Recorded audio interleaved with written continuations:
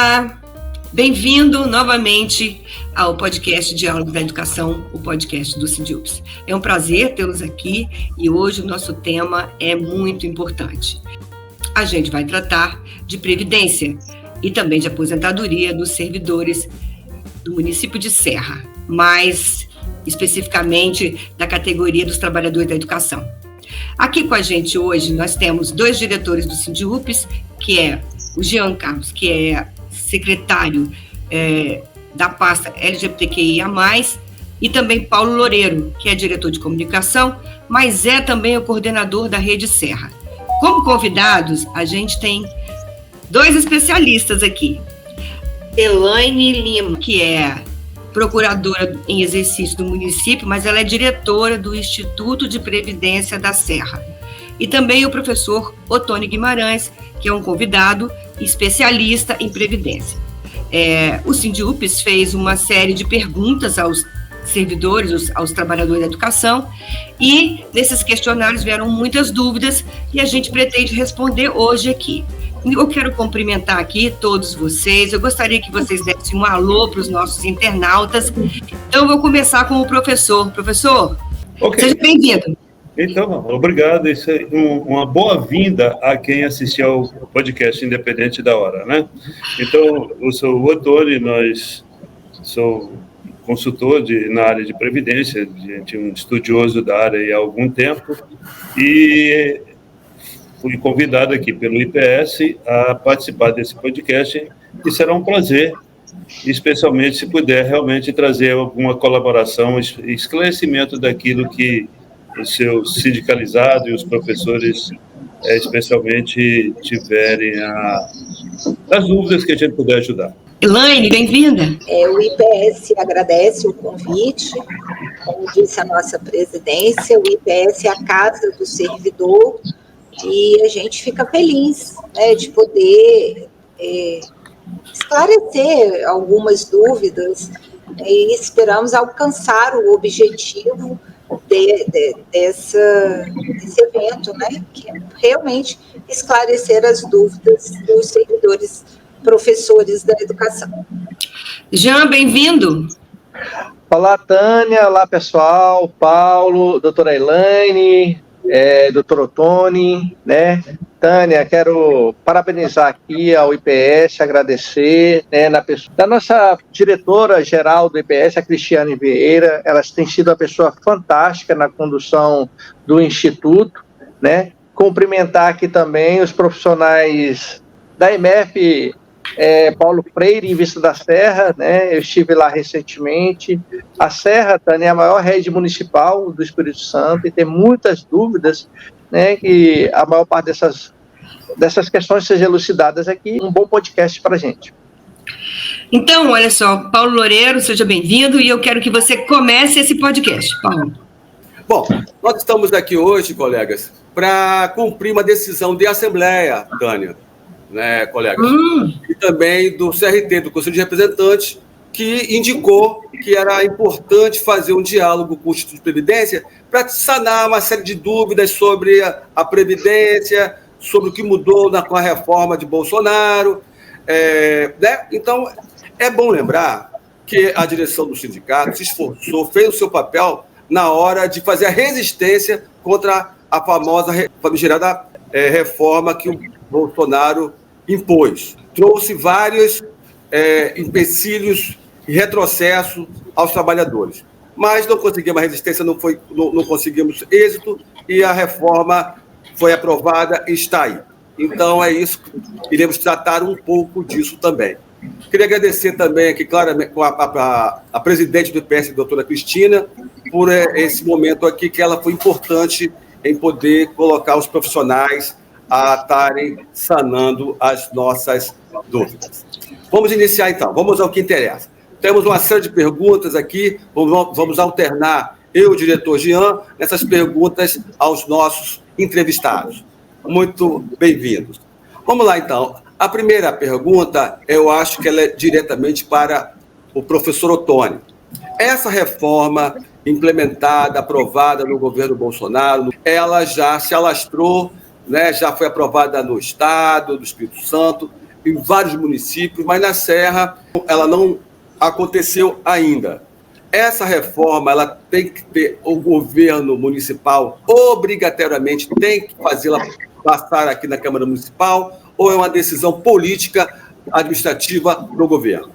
Ok, Paulo. Bom, é o seguinte, diferentemente de todas as outras reformas que houveram anteriormente, essa reforma no governo anterior, que veio por meio da Emenda Constitucional 103, ela não foi assim, abrangente, ou seja, ela não implicou diretamente, já de imediato, a todos os entes federativos. Ela foi bem específica para o servidor público federal.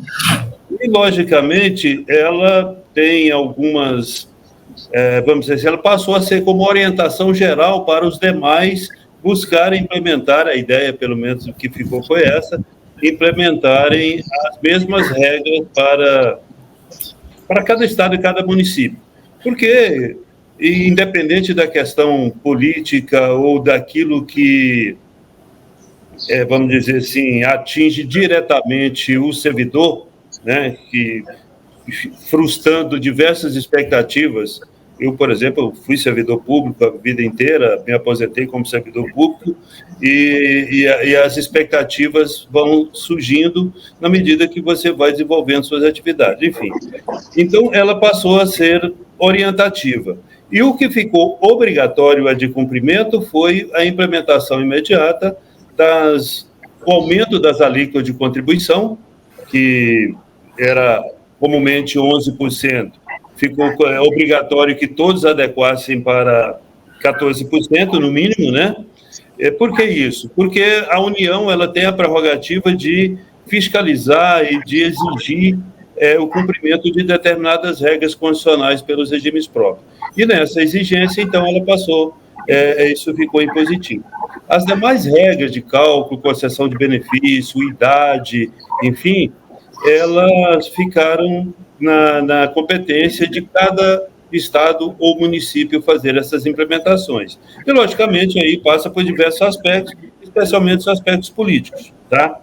É lógico que fazer a implementação de uma reforma politicamente não é simples assim. Então, por isso mesmo que grande quantidade de municípios, especialmente até estados mesmo, ainda não fizeram maiores reformas. O que todos vocês, enquanto servidores, nós servidores temos que estar atentos, é porque está em tramitação no Congresso Nacional a proposta de emenda constitucional 66. Tá? E ela já foi votada, inclusive, na Câmara, está agora em tramitação no Senado, e pelo que está até agora posto e o que já foi aprovado, ela está propondo a volta da situação anterior e a imposição da emenda 103 para todo mundo. Então, se essa PEC virar uma emenda constitucional nos termos que ela está propondo, vai acontecer de a emenda 103 passar também a valer para todo mundo. Tá?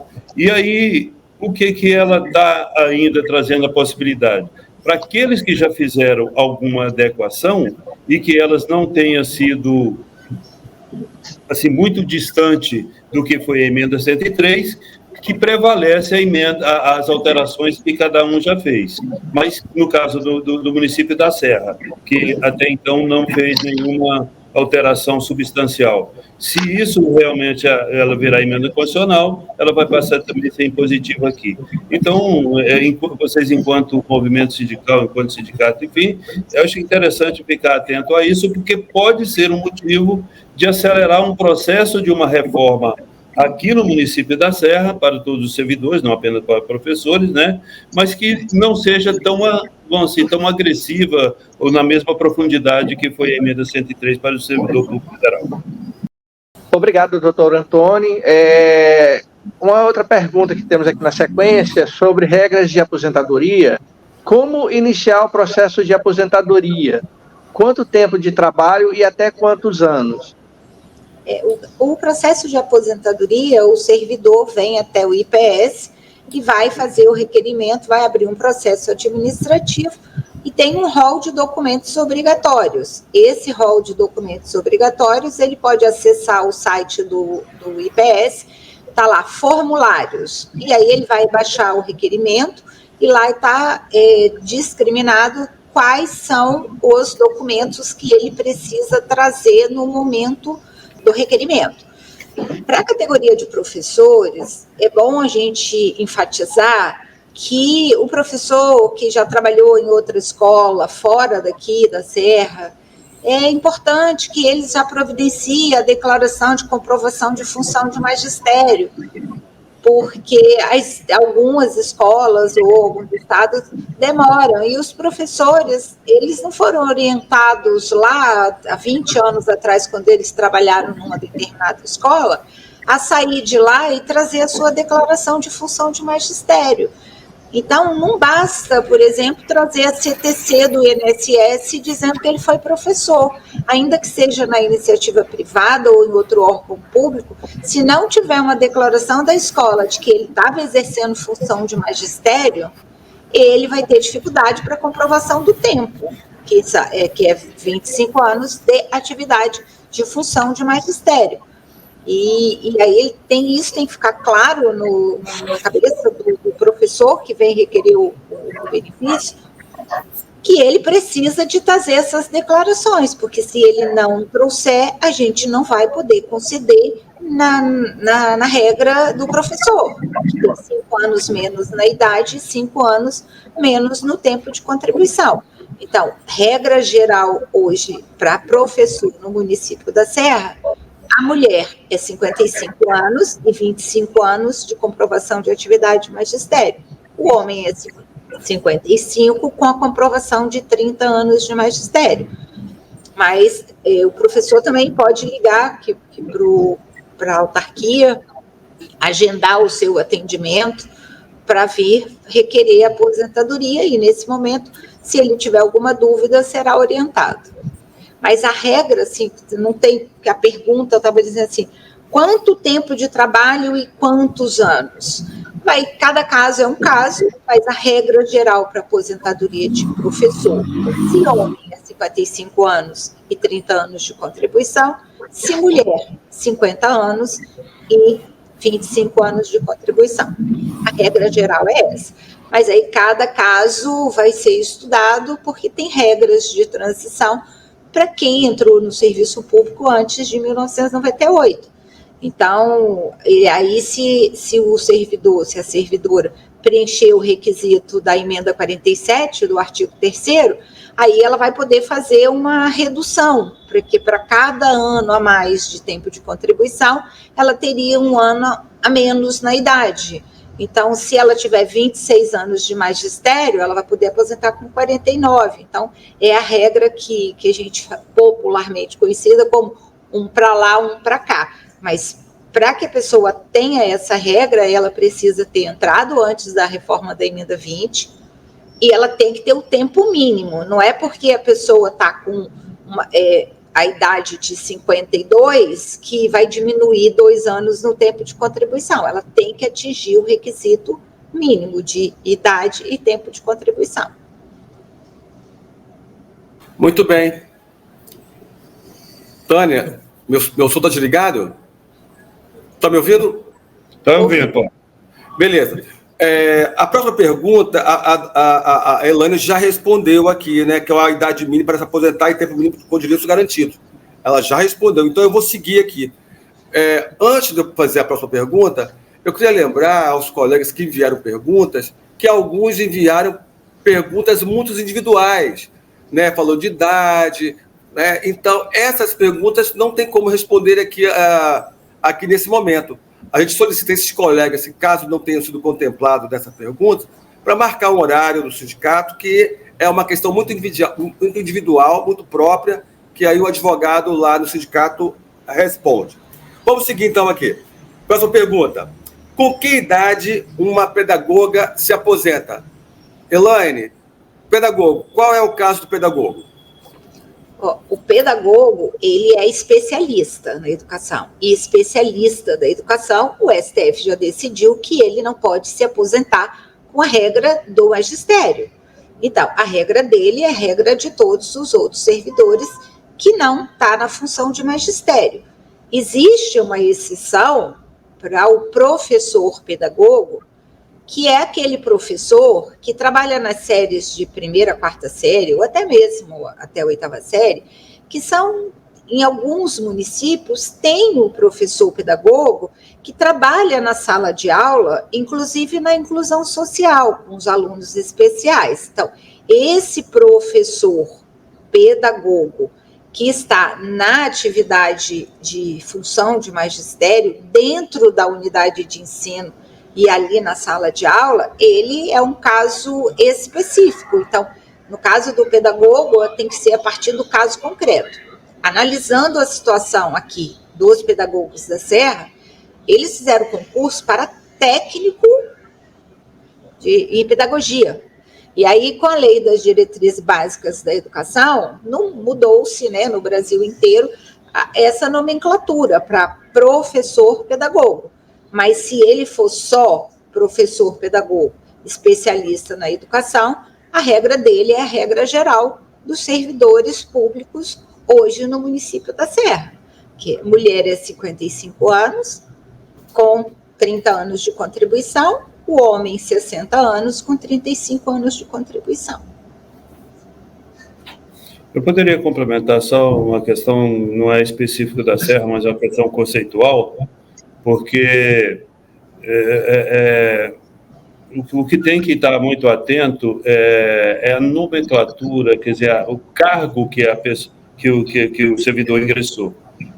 Para qualquer caracterização de uma atividade de magistério e que ele possa aposentar com essa benesse da redução da idade, ele tem que ter ingressado sendo titular do cargo de professor.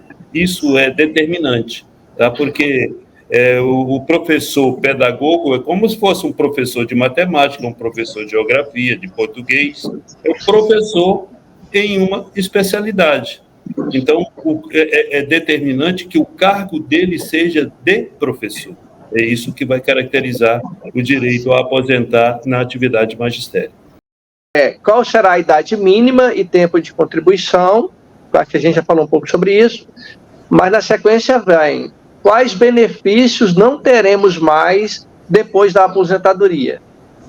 Aí é o seguinte, a questão da idade mínima hoje depende da lei de cada um, né? Porque no caso da União ficou estabelecido como regra geral a idade mínima de 65 anos para o homem e 62 para a mulher.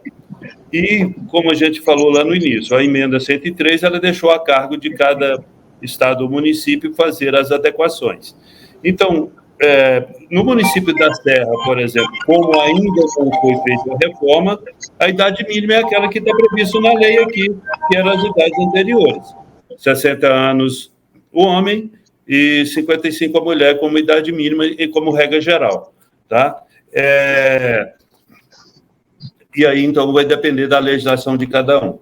Agora, em relação a benefícios depois da aposentadoria, se você pegar o conceito de benefício, não vai ter mais benefício. Uma vez aposentado, é aposentado e não tem outro benefício previdenciário no mesmo regime. Você pode até ter outra aposentadoria em outro regime próprio, e pode gerar uma pensão, pode ter, né, são situações que podem ocorrer, aí é caso a caso. No caso, e aí vai ter que se estudar em relação de pensão, por exemplo, dentro do mesmo regime, da possibilidade, uma vai ter valor reduzido, enfim. Então, tem várias questões que podem ocorrer, mas em termos de benefício mesmo, não. O que vai ter também de alguma coisa diferente para quem já está aposentado, são, por exemplo, as regras de revisão do valor do benefício. Para quem ingressou nas regras da integralidade e paridade, ele vai ter um reajuste eventual na mesma data e proporção que tiveram os servidores de atividade. Aqueles que tiveram a regra de cálculo do benefício, já não mais por integralidade, mas pela média, ele vai ter um reajuste anual por reposição da inflação, a partir de uma lei específica que o município tenha editado. Então, em linhas gerais, é isso, tá? E assim, quando a pessoa fez a pergunta, que ela fala qual benefício não terá mais direito, aí ficou muito em tese e a gente ficou imaginando do que o professor estaria falando.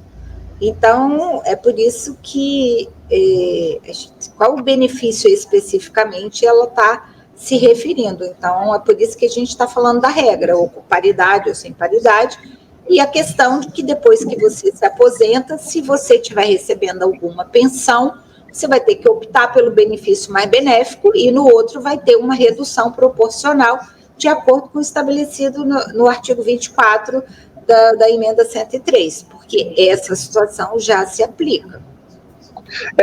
Doutora, se me permite, muitas vezes os profissionais falam assim, eu me aposentei e tirou o ticket de alimentação, por exemplo, entendeu? É isso mesmo? Isso. O ticket de alimentação, a lei aqui é só para os servidores efetivos. Então, se ele aposenta, ele não vai levar na aposentadoria dele as verbas de caráter transitórios, que ele só recebeu quando ele estava lá no local, aquelas verbas que não são permanentes e que não vai compor a remuneração dele. O ticket de alimentação também ele não leva. Insalubridade, que não é o caso do professor, ele também não leva essa parcela. E aí eles têm algumas situações que não atingem o professor, que refere-se à complementação do salário mínimo, que é na remuneração. Então, assim, tem que olhar o caso concreto. As verbas transitórias ele não vai levar. E tem servidor que acha, por exemplo, que ele está recebendo abono e que quando ele aposenta, ele vai perder. Vai perder porque o abono é uma responsabilidade, né, um direito que ele tem, que é uma compensação que o ente dá para ele por ter atingido o requisito e continuar trabalhando. Então, isso não é uma parcela que ele vai levar nos proventos dele. A próxima pergunta, as perguntas acabam se entrecruzando, né? Se entrelaçando, né? Ela já foi respondida mais ou menos, mas vou fazer a pergunta aqui e queria que vocês falassem um pouco, né? Enquanto a reforma lá da União, do Bolsonaro, não for feita no município, está mantido as mesmas regras que sempre existiram, né? A pergunta é assim: quais foram as mudanças que ocorreram na Previdência? A idade e o tempo, 50, 25 anos, permanecem? Na Serra não houve mudança ainda.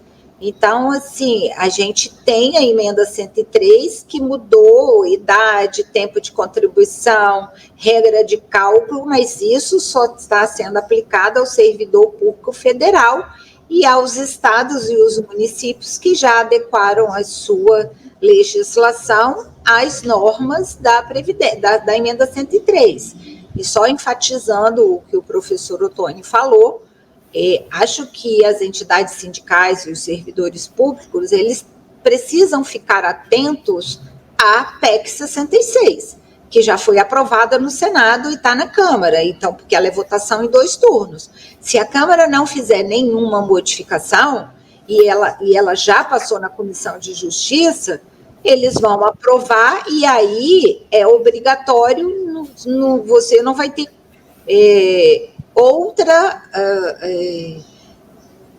mudança, você pode piorar, mas se você não pode fazer menos que a 103. Então, a gente tem que estar atento que a oportunidade que o servidor público dos municípios e dos estados que não fizeram reforma ainda é agilizarem as suas reformas, criando umas regras de transição e regras de cálculo e tal, mais benéficas do que nós temos na 103.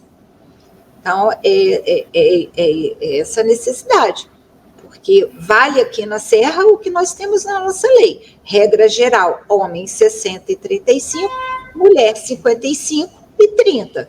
A categoria do magistério tem uma redução de 5 anos na idade e 5 anos no tempo de contribuição. É o que está valendo hoje para nós. Uma próxima pergunta aqui, doutores. A profissional da educação disse o seguinte: quero saber se a Serra irá manter a lei especial de aposentadoria com 50 anos. Penso que o professor precisa... Aí ela tece um comentário, né? Penso que o professor precisa da manutenção dessa lei, pois é uma carreira insalubre, principalmente na educação infantil. Eu vou pedir o professor para responder, porque toda regra de aposentadoria ou qualquer hipótese que seja construída numa alteração de legislação, ela tem umas regras a serem seguidas do equilíbrio atuarial. Então, eu vou pedir o professor para responder. Primeira coisa, vale a pena, a atitude pedagógico, digamos assim, explicar uma terminologia que ela utilizou, que a atividade de professor, em que pese ser uma atividade desgastante, é exatamente por isso que ela tem um tratamento especial na Constituição, de poder antecipar a idade da aposentadoria, mas não é uma atividade tecnicamente insalubre, tá? A insalubridade pressupõe outras questões, que é a disposição física da pessoa a agentes nocivos, quer seja químico, físico, biológico, e pelo que eu sei, eu sou professor, fui professor por tantos anos, tínhamos lá a discussão do POD-GIS, hoje nem POD-GIS praticamente tem mais para ser considerado. Professor, né? Deixa eu interromper. Todo professor estaria recebendo o adicional de insalubridade. Exatamente, então não é esse o caso. É uma atividade desgastante, a gente sabe, estafante, tem tudo, uma série de questões aí que possa ser considerada, né? Em termos de legislação, e aí não especificamente da Serra, acho que é por isso que a doutora Elaine pede para eu responder, quando se vai fazer um estudo e que, vamos dizer assim, que viabilize a adequação das regras, que eu vou falar aqui, assim, customizadas para a situação de cada município, ela tem que levar em conta uma série de considerações. Primeiro, aquilo que for de direito constitucional logicamente, não vai poder ser modificado. No caso do professor, a regra constitucional é que, à medida que estabelece uma idade mínima para a aposentadoria do servidor, que a do professor ela tem que ser 5 anos mais reduzido, né? Ok. Agora, qualquer outra, tanto para professor quanto para outra situação que pudesse ser melhor, vamos dizer assim, adequada à situação de cada município, tem que passar por um estudo em que aquele plano de benefício seja viável, ele seja sustentável, porque a Constituição, artigo 40, exige que seja cumprido o equilíbrio financeiro e editorial. O que significa? Se eu estabeleço despesa para o Tesouro pagar, para o regime pagar, eu tenho que estabelecer a fonte de financiamento. Então, toda e qualquer medida que vier favorecer mais o benefício, logicamente, vai requerer maior vinculação de recursos também para pagamento. E lembrando que o município, assim como todos os outros entes, tem que cumprir, inclusive, limite de despesa com o pessoal. Então, muitas vezes, algumas situações que, a depender do custo que representar o regime próprio, pode, inclusive, impedir que o próprio servidor tenha revisão de salarial, enfim. Então, é uma questão bastante complexa para ser concluído. Agora, como eu volto a dizer, aquilo que é constitucional, logicamente, não vai poder ser modificado. Ok. Como eu já falei aqui, as perguntas acabam voltando, né? Eu vou fazer a pergunta tal qual ela foi formulada, mas eu acho que aquilo que o professor falou ainda há pouco, sobre paridade e integralidade. Vamos reforçar esse conceito. A pergunta é assim: por que o salário não é integral com o valor que recebemos na época que aposentamos? Por que o desconto em cima do que conquistamos ao longo do tempo? Progressão, quinquênio, etc.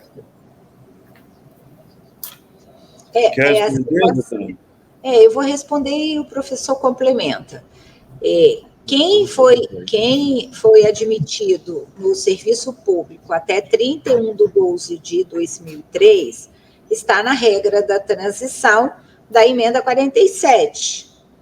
Ou seja, essa pessoa não perdeu o direito à integralidade e paridade se ela cumprir os requisitos da aposentadoria voluntária. Então, ela tem uma regra ali para cumprir. Então, esses servidores, quando se aposentam, eles se aposentam com a última remuneração. Já os servidores que foram admitidos a partir de 1º de 1 de 2004, o cálculo da aposentadoria deles segue a regra da emenda 41, que é a emenda 41 de 2003, ela estabeleceu que, para esses servidores, o cálculo dos proventos será 80% da média aritmética do salário-contribuição de 94 até a data da aposentadoria. Então, isso é constitucional, é a média. E a reforma nunca faz reforma, essas reformas do governo federal nunca foram para beneficiar o servidor, porque ainda tem lá uma pegadinha. Se a média ficar maior que a última remuneração, ele não tem direito de levar a média, ele vai levar a última remuneração, que está lá no parágrafo 2º do artigo 40. Então, não é que quando se aposenta você tira benefícios e reduz remuneração. Você cumpre a regra. Quem entrou até 31/12/2003 e que cumpriu o requisito da aposentadoria voluntária por idade e tempo de contribuição, se aposenta com a última remuneração. Quem entrou após essa data, o cálculo vai ser pela média das contribuições vertidas de 94 até a data da aposentadoria. É importante, nesse aspecto, entender alguns conceitos fundamentais para que às vezes... E aí, eu faço um comentário, inclusive, para o próprio sindicato, que não é crítica, mas que, às vezes, na hora das negociações salariais, aceita determinadas rubricas, digamos assim, e não atenta para o conceito dela. Quando a doutora Elaine fala remuneração do cargo para fins do valor, do cálculo do valor do benefício, é remuneração do cargo efetivo. E aí nós temos que entender o que é remuneração do cargo efetivo. São todas aquelas parcelas que compõem a remuneração do servidor que não tenha caráter temporário, ou seja permanente. E, às vezes, se aceita nas negociações um abono, uma gratificação específica, enfim, que não compõe a remuneração do cargo. E ele recebe isso enquanto atividade. Se ele vai calcular o benefício dele por integralidade, esse valor não vai entrar no valor do benefício dele. A exemplo, o auxílio alimentação, auxílio transporte, auxílio insalubridade, enfim, essas rubricas, né, não fazem.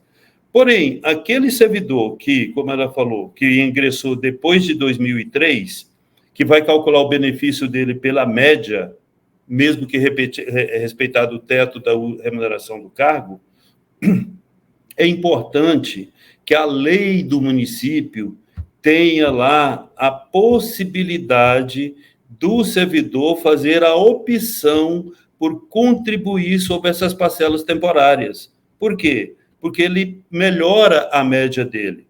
E como a Previdência é um sistema de caráter contributivo, ele só pode levar para a aposentadoria aquilo que efetivamente foi base de contribuição. Então, às vezes, por exemplo, um determinado gratificação ou abono, enfim, que tá, não estou falando do abono de permanência, tá? É outra coisa. Uma determinada rubrica que, às vezes, até na própria negociação, sei lá, a gente não quer que isso aqui seja base de contribuição. Isso, na verdade, para aqueles servidores que vão aposentar pela média, acaba prejudicando depois, no momento da aposentadoria. E é muito importante isso, inclusive, o próprio servidor fiscalizar se efetivamente ele está contribuindo sobre aquela parcela que ele fez a opção para calcular o benefício dele pela média. E, principalmente, depois da emenda 103, se ela vier a ser impositiva para todos, a média do cálculo deixa de ser 80% das melhores contribuições, passa a ser a integralidade, ou seja, 100%, integral que eu digo, 100% de todo o período contributivo desde julho de 94 para cá.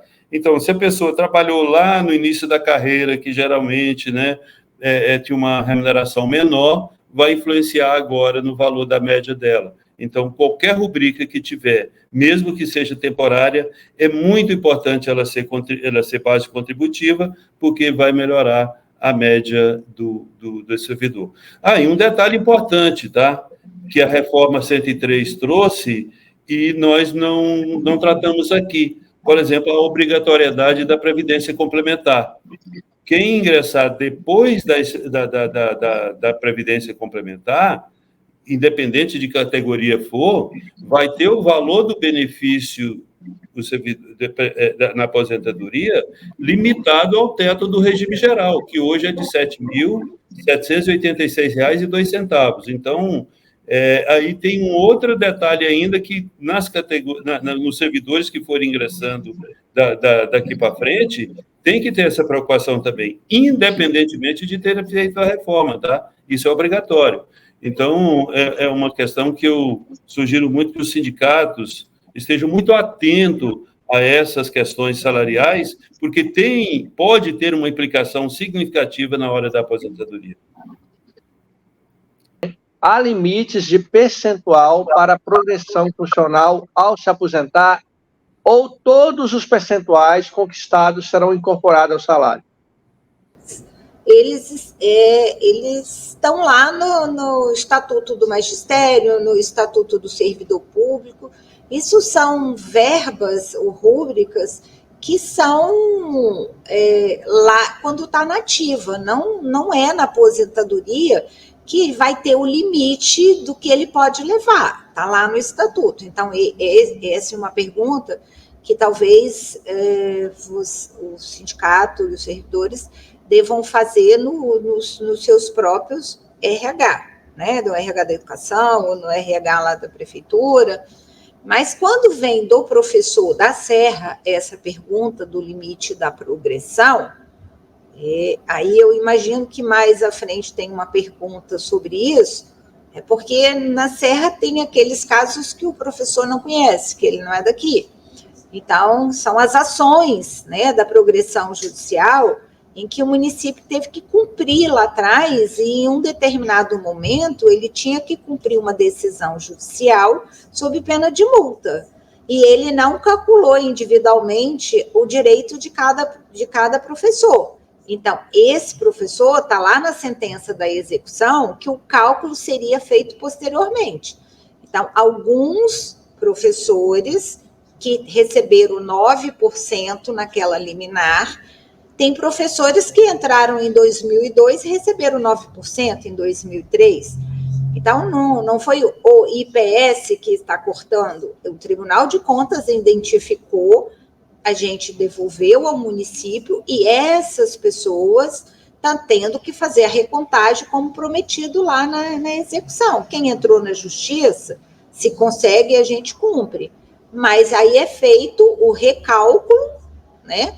E aí o professor não devolve nada do que ele recebeu equivocadamente desde 2013 para cá, eu não me lembro a data, e aí ele se aposenta com aquilo que ele deveria mesmo ter direito, mas não é por limite de percentual de progressão. Foi um cumprimento geral, sem considerar cada caso. E o município criou uma comissão para avaliar cada caso. Então, só a redução nesse percentual de progressão daquele que efetivamente não tinha direito. Ela é a indenização de um seguro, da Previdência, um seguro social. Então, ele está indenizando o sinistro, que no caso é a aposentadoria, que é o valor da renda que o indivíduo tem. Nas regras da Previdência, há situações em que o aposentado ainda tem a possibilidade de progressão de proventos, que são aqueles que aposentaram com regra de paridade. Fora esses, não tem mais reposição, não tem mais recomposição de estrutura de remuneração, ou de provento, como se chama, tá? E aí, essas situações especiais, como a doutora Elaine põe, tem que ser analisada em caso a caso, porque depende da situação, depende do que foi pedido, depende do que o judiciário decidiu. Na minha categoria, por exemplo, nós temos trocentas ações na justiça, e às vezes elas são divididas em blocos. Às vezes, em uma decisão de uma situação de um jeito, vem outra da mesma situação de outro jeito. Então, é um negócio muito, muito específico. Então, nessas situações específicas, a sugestão é que o interessado procure, como foi colocado ali pela doutora Elaine, à disposição do IPS, por exemplo, se já é aposentado, para entender a situação dele. Acontece muito, por exemplo, no caso das carreiras de auditores, que tem remuneração variável pela média de produtividade. Então, tem várias situações que implicam nessa percepção do aposentado de que ele sofreu uma redução, vamos dizer assim, se não ilegal, pelo menos injusta, né? Então, esse tipo de coisa não é uma coisa geral, ela geralmente é particular. Respondendo ao professor, que ele ainda agora falou sobre a questão que o sindicato não deve lutar por abonos, professor Ottoni, nós do Sindicato nunca buscamos o abono, nós sempre buscamos garantir o índice na carreira, porque entendemos que isso é fundamental para a nossa aposentadoria, porque o abono é uma coisa que vai-se, né?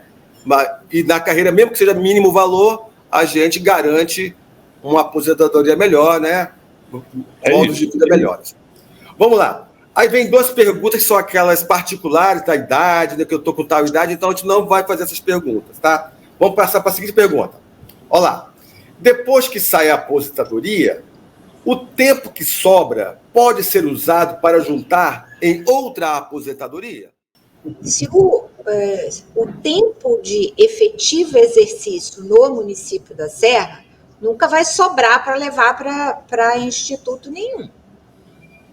Existe a possibilidade daqueles que averbaram o seu tempo de contribuição anterior à Serra, e de que ele não foi necessário ou não será necessário para o preenchimento do requisito, que ela poderia levar esse tempo para um outro vínculo, né?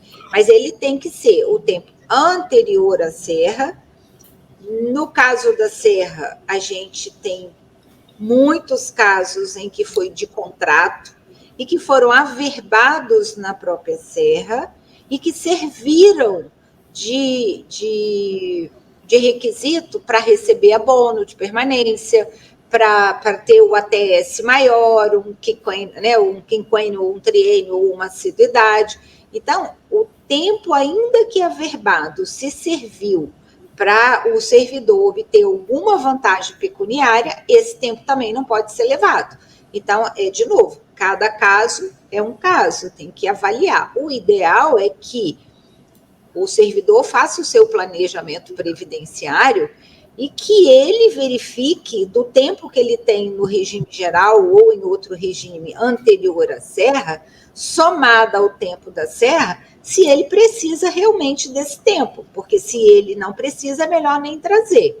Agora, se ele averbou esse tempo aqui no passado com o objetivo de preencher o requisito ou para obter um percentual de vantagem pessoal, ele não vai poder desaverbar mais, porque ele gerou uma vantagem pecuniária para esse servidor. Porque professor é uma daquelas atividades que, inclusive, ele pode acumular, né? Mais de um vínculo. É muito comum você ter um professor, digamos, no município da Serra, e ele é professor em Vitória, professor em Vila Velha. Então, para cada... Ele pode aposentar nos dois. Até dentro do próprio município da Serra, ele pode ter duas aposentadorias como professor, que são cargos acumuláveis. Ele dá 20 horas, 2 cargos de 20 horas. Então, quando ele vai fazer a averbação desse tempo que ele trouxe de outro lugar, é muito importante, é isso que a doutora Elaine falou, ele tem um planejamento da sua vida futura de aposentado para ele ver onde que ele vai gastar, digamos assim, utilizar aquele tempo que ele tem de uso.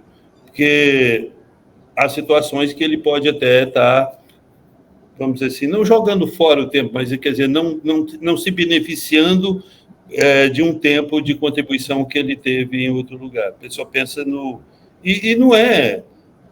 isso é comum, nós pensarmos só no momento, não ter uma visão futura do que vem acontecer. E quando chega lá no futuro que acontece a situação, aí não tem mais como voltar, e às vezes o servidor fica frustrado e se sentindo injustiçado de uma situação que, infelizmente, não tem mais volta. Não conseguindo trabalhar até completar os 25 anos de serviço, por causa da idade, como se dará o processo de aposentadoria? A aposentadoria será por idade, proporcional ao tempo de contribuição. E se ele não consegue cumprir os 25 anos de magistério, ou não tem 30 anos de contribuição, porque às vezes ele não tem 25 anos de magistério, mas tem 30 anos de contribuição, averbando um tempo anterior daqui, que não era nem de magistério. Então, para ele aposentar só com 20 anos, vai ser a aposentadoria que vai ter que respeitar a idade. Ainda na Serra, homem 60, mulher 55.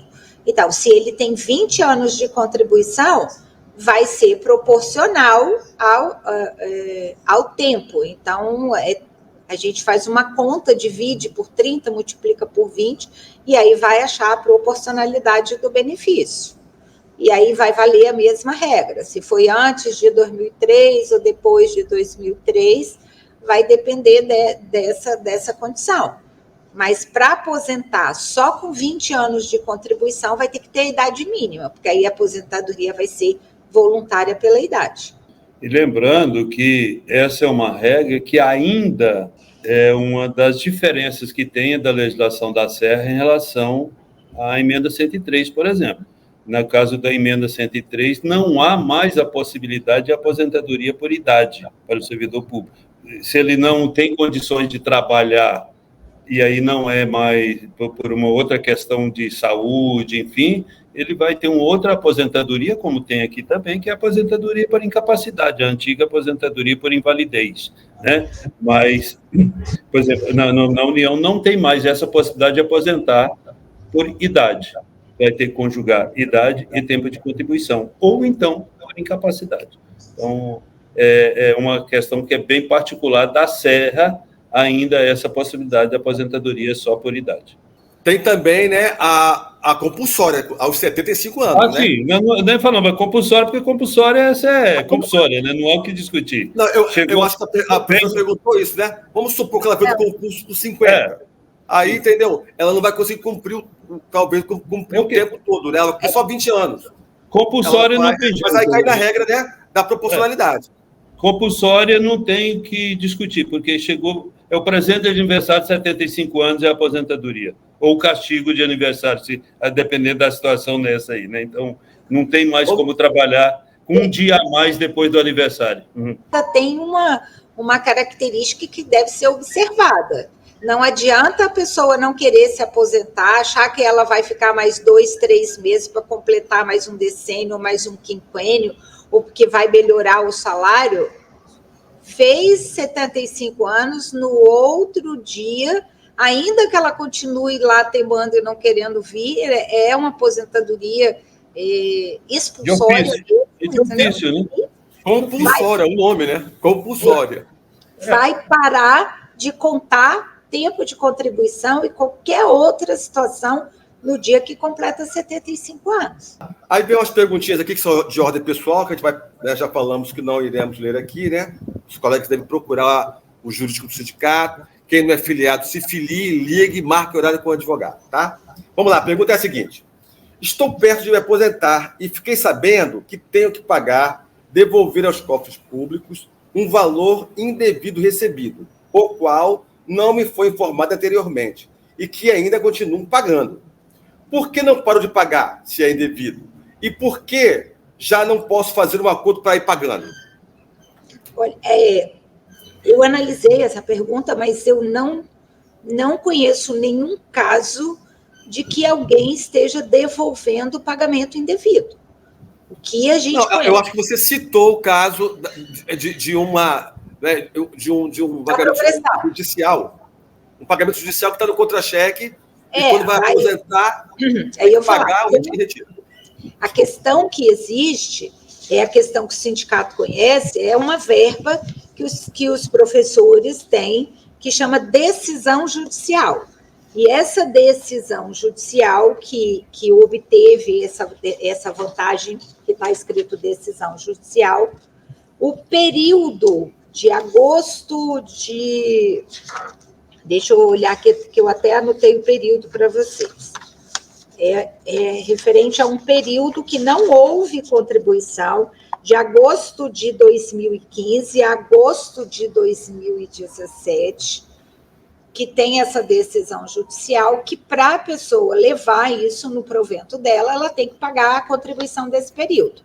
E também tem o caso daquelas pessoas que também ganharam judicialmente o direito de ter incorporado a extensão de carga horária. São pessoas específicas, mas se não contribuiu, tem que contribuir. Então, eu só conheço esses 2 casos, porque eu não conheço nenhum outro caso, talvez a pergunta devesse também ser feita lá no município. Mas, assim, hipoteticamente falando, em tese, se você, nesses casos da decisão judicial ou de qualquer outra verba que a pessoa tem que contribuir, ela não precisa esperar o dia da aposentadoria para vir aqui contribuir. Ela já sabe que quem tem a verba de decisão judicial tem que pagar essa contribuição de 2015 a 2017 e ela já pode vir no IPS, pedir para calcular e pagar. Ela não precisa ficar esperando o dia da aposentadoria dela para vir pagar. Se para ela vai ser melhor, na organização financeira dela, saber que ela tem que pagar e parcelar isso, aí é a opção do servidor. O que acontece é que o servidor está deixando para vir no dia da aposentadoria. Aí, quando faz o provento, viu que tirou aquela rúbrica. Mas por que tirou? Porque você tem que pagar.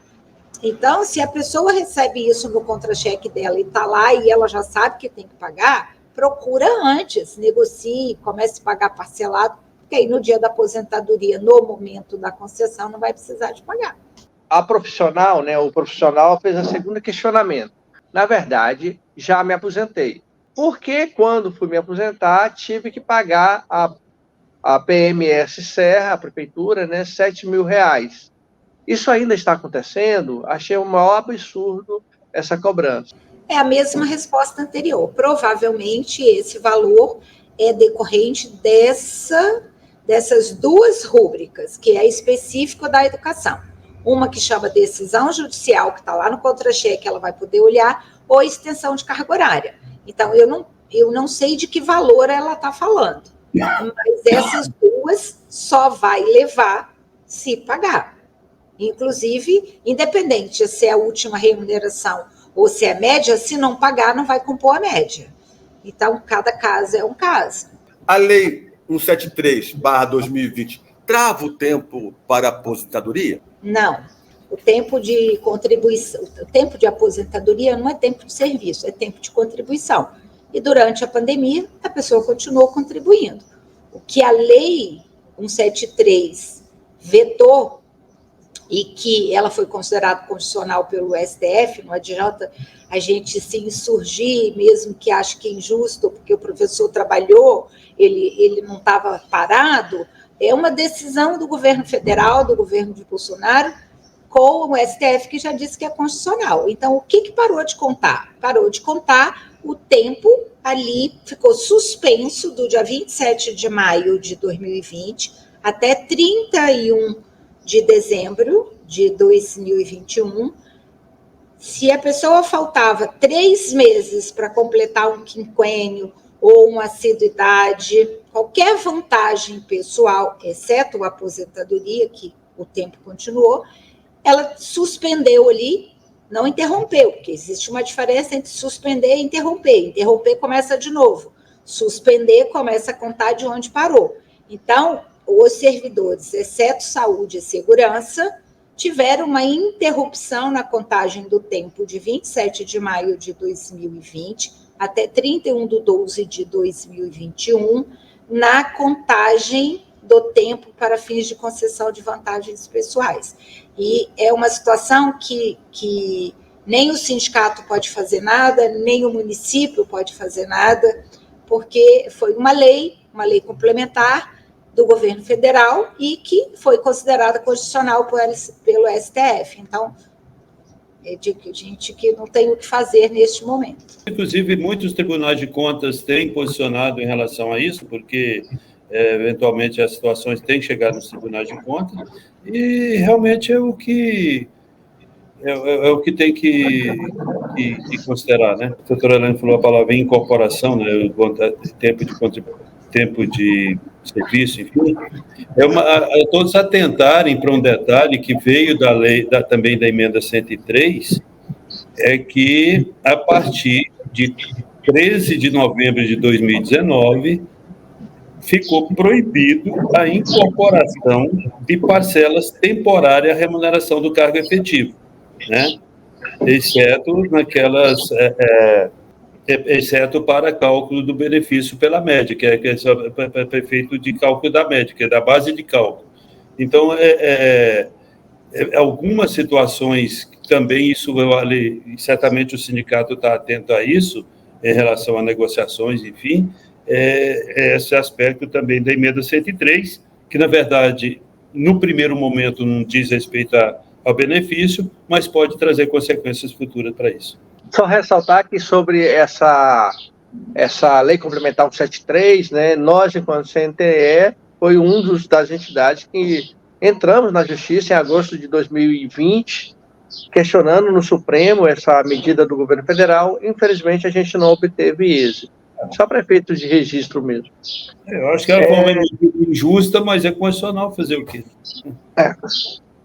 Sobre a decisão do Supremo, esse posicionamento do Supremo na constitucionalidade ou não, partiu da ação mesmo de vocês, que serviu para a repercussão geral.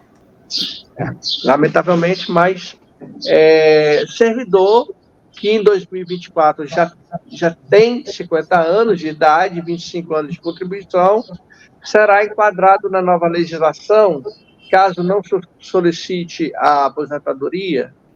O que tem que levar em consideração, e isso já é pacífico no próprio Supremo Tribunal Federal, e as próprias reformas que vêm acontecendo, e também está garantido isso na emenda 103, é que todos aqueles direitos que o segurado, o servidor, tenha adquirido até a data de qualquer alteração na lei, não o impõe mais. Por exemplo, cumpriu as regras para uma aposentadoria voluntária de professor, né? E cumpriu tudo lá, os 25 anos de contribuição, digamos, atendeu às regras da lei do município da Serra. Então, hoje eu adquiri todos os direitos. Vamos imaginar que amanhã saiu uma nova lei fazendo toda uma reforma na estrutura legislativa do município da Serra.